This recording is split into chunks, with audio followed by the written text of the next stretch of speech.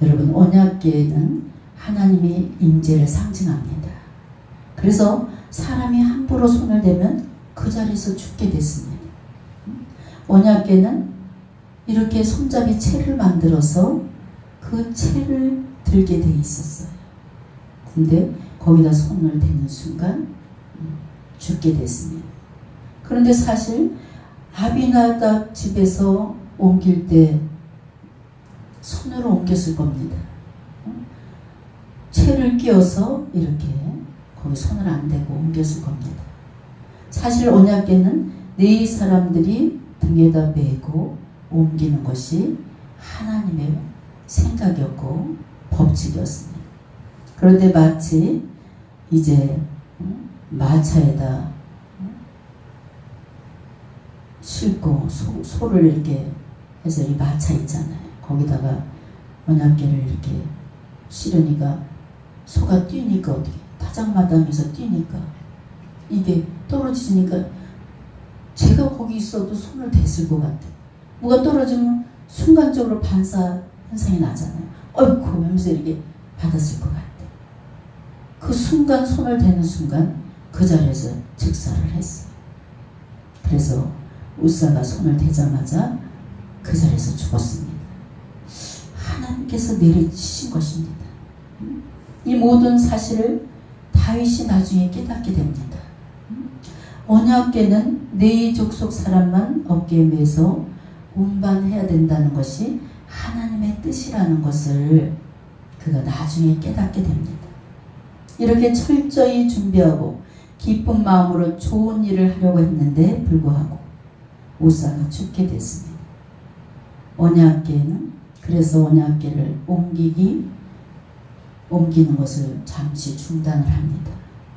왜 언약궤를 오시고 오는 것을 중단시켰습니까? 하나님께 자세히 물어보지 못했어요. 14장에 보니까 블레셋과 전투를 합니다. 그런데 전투하기 전에 다윗이 어떻게 합니까? 철저히 여호와 하나님께 기도했다 그랬어요. 오베네돔 집으로 임시로 옮기게 되었을 때 다윗이 여호와 앞에 묻지 않았어요. 여러분, 우리 주님께서는 아주 작은 것도 여러분이 물어보는 걸 좋아해요. 기도를 좋아한다는 거예요. 그냥 언약궤를 모시지 못했지만 기도만 그냥 열심히 했던 것을 볼 수 있어요. 여호와 앞에 즉각 언약궤 앞에 가서 하나님께 묻지 않고 그냥 권성으로 기도만 했어요. 그럼 여호와 앞에서 묻지 않았다고 하나님께서 다윗을 전쟁에서 지게 했습니까? 어떤 사람은 그냥 성전에 나와서만 기도한다고 이거 성전 기도만 들어주는 줄 알아요. 근데 다윗이 전쟁 중에 두 번의 전쟁을 앞두고 하나님 앞에 천천히하게 무릎을 꿇었어요. 하나님, 이 전쟁을 제가 합니다. 주님, 이기게 승리하게 해주시옵소서. 무릎 꿇었어요. 그렇게 간절히 기도했더니 하나님께서 그 기도에 응답해 주셨어요. 하나님의 말씀대로 했더니 전투에서 이겼습니다. 두 번째도 블레셋이 또 쳐들어왔을 때 하나님께 진지하게 기도를 했어요. 여쭤봤어요. 하나님, 어떻게 전쟁을 할까요? 두 번째는 다른 작전을 가르쳐 주셨어요. 주님이 기도 중에. 그래서 또 승리를 했습니다. 전투에서 여호와의 언약궤 앞에까지 가서 막 전쟁이 일어난다. 아유, 가만히 있어봐. 니네들 싸우고 있어. 난 지금 하나님 앞에 가서 기도하고 있을게. 기도하고 와서 또 할게. 이러겠어. 전쟁하면서 기도하는 거예요. 전쟁하면서 그냥. 전쟁터에서 기도.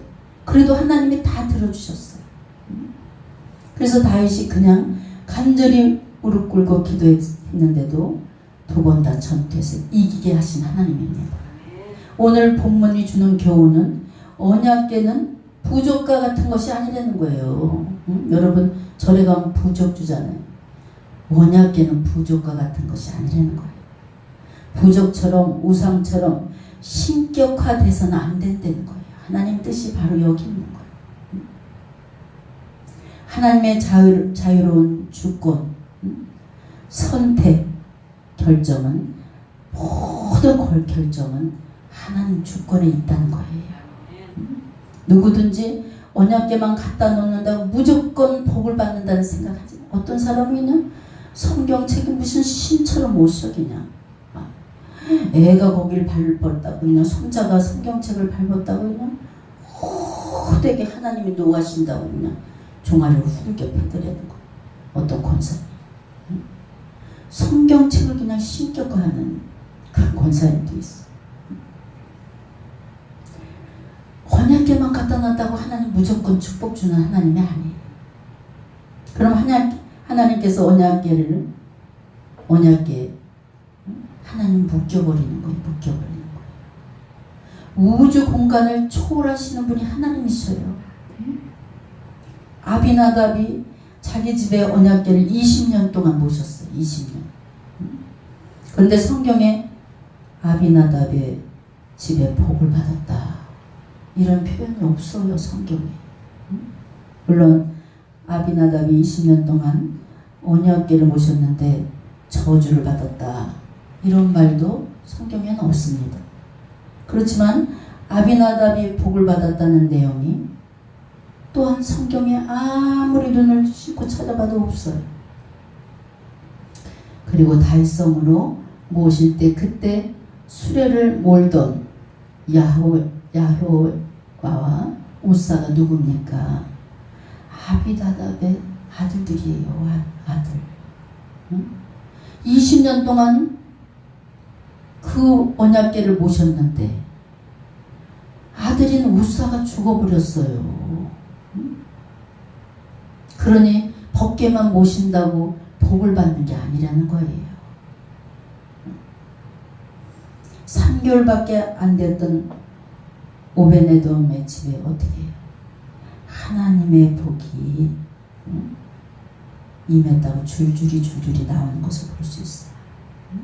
아니 20년을 법궤를 모셨던 그 집에는 아들 우사가 죽었는데 여기는 3개월밖에 오베네돔 집에는 3개월밖에 안 됐는데 복에 복을 받았다고 줄줄이 사탕으로 여기 기록되어 있는 것을 볼 수 있어요. 여호와께를 우리 집에 모시고 오면 자동적으로 복을 받는다. 이런 생각을 버리라는 거예요. 교회만 무조건 열심히 나오면 복을 받는다. 기복신앙을 깨트려 버려야 돼요.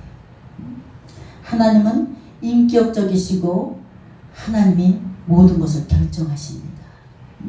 하나님이 섭리하시고 주관하십니다. 이것이 바로 하나님의 뜻이라는 거예요. 우리 성도들이 해야 될 것은 모든 것을 주관하시고 섭리하시는 하나님의 말씀에 그냥 순종하는 것이 중요합니다. 그런데 우리는 종종 신앙생활을 하면서 열심히 기도를 잘하고 열심히 신앙생활을 하다 보니까 하나님을 내 생각대로 움직여. 내 생각대로. 그리고 하나님은 어디다 갖다 이렇게 묶어놔. 이렇게 신앙생활을 하는 분들이 많아요. 우리 하나님은 어디에 묶이는 분이 아니에요. 우주 공간을 초월하시는 분이에요. 하나님을 부족처럼 우상처럼 이렇게 생각하는 기복신앙을 이 시간 다 버리시길 주의 이름으로 축원합니다. 그래서 하나님의 법궤가 복을 주는 것이 아니다. 이것을 오늘 본문이 여러분에게 교훈해 주시는 줄 믿으시기 바랍니다. 1차적인 법궤 운반을 스톱시킨 이유가 바로 하나님이 법궤에 묶이는 분이 아니라는 것을 우리에게 가르쳐 주시는 거예요. 하나님의 주권은 어디도 묶이지 않는다. 주권이란 뭡니까? 주인 주자, 권세, 고난. 모든 고난은 우리 주님이 쥐고 계시다는 거예요. 하나님의 주인의 권리. 그래서 우리가 주인이 아니라 하나님의 주인인 줄 믿으시기 바랍니다. 그러니까 우리가 주님이라 이렇게 부르는 거예요. 모든 것은 주님 것이라서 우리가 주님 이렇게 부르는 거예요. 세상의 모든 것을 만드시고 섭리하시고 주관하시는 분이 하나님이시고 모든 결정권을 갖고 계신 분이 하나님이십니다. 그래서 신앙생활에 아주 중요한 것은 하나님을 주인으로 섬기고 하나님의 말씀대로 순종하는 것. 이것이 신앙의 기본이고 가장 중요한 그런 자세인 줄 믿으시기 바랍니다. 신앙의 성장은 하나님보다 높아지고 하나님보다 중요한 것. 하나님 자리에 지금 다른 것이 들어와 있습니까? 이 다 믿음 없는 그런 성도들이. 하나님 자리에 어떤 사람은 돈이 들어와 있어. 항상 자고 나면 돈 생각에 돈. 또 하나님 자리에 그냥 명예가 들어가 있는 사람. 어떤 사람은요 하나님 자리에 자식이 들어가 있는 사람. 아브라함이 이삭을 바치라고 하신 것은 아브라함에게 너 이삭을 바쳐라. 왜 그러셨습니까? 아니 100세의 아들을 그냥 귀한 아들을 주시고 아니 언제 줄 때는 언제 그것도 생때 같은 아들을 바치라 그러면 진짜 하나님 해도 너무한다. 왜 그러셨겠어? 아브라함 마음에 점점 이삭이 그 마음을 빼앗고 있었어. 하나님 자리를 밀어내고 이삭이 그 자리를 자꾸 차지하게 되는 거예요. 그러니까 하나님께서는 아브라함에게 절대적인 존재가 하나님이라는 것을 가르쳐주기 위해서요. 그때 하나님께서 아브라함의 마음, 그 마음에 우상을 깨뜨리시고 아브라함에게 그 아까운 이삭을 바치려는 거예요. 지금 너에게 창조주 주권자인 나보다 내 아들 이삭이 더 중요하냐? 내 삶의 중심이 이삭이 되고 있구나. 삶의 중심이 누가 돼야 돼요? 하나님이 돼야 돼요. 하나님이 내 마음에 하나님 내 마음에 오세요. 내 마음의 중심은 하나님입니다. 이러면서도 세상에 나가서 내 마음의 중심이 돈이야. 내 마음의 중심이 뭐 자식이에요. 자식. 하나님 일이 바빠. 자식 일이 바빠. 자식 일이 바빠요. 가만히 있어요. 하나님 가만히 계셔. 우리 아들 일 해놓고 가게. 거의 이래요. 근데 과연 하나님이 지금 아들이 막 죽어가지 막 저기 응급실에서 죽어. 근데 내가 지금 하나님의 일을 하고 있었어. 가만히 있어. 여기 가만히 계셔. 내가 갔다 와서 마주 일할게. 이런 권사님들이 많다는 얘기. 하나님 걸 다 맞춰놓고 그 다음에 자식 일을 보는 것이 순서인 줄 믿으시기 바랍니다. 그래서 우리 주님이 너무나 멋진 말씀을 하셨어. 너 내일 해. 내가 내일 책임져 줄게. 너무 멋진 거예요. 근데 그냥 우리 성도들은 그냥 내일 하기 바쁜 거예요. 내일. 여러분 하나님 중심적인 삶을 살아가시길 주의 이름으로 축원합니다. 하나님은 이삭을 상대하시키기 위해서 이삭을 바치려는 거예요. 아브라함이 얼마나 지혜롭습니까? 하나님을 그냥 하나님의 뜻을 그냥 째까닥 알아채렸어요.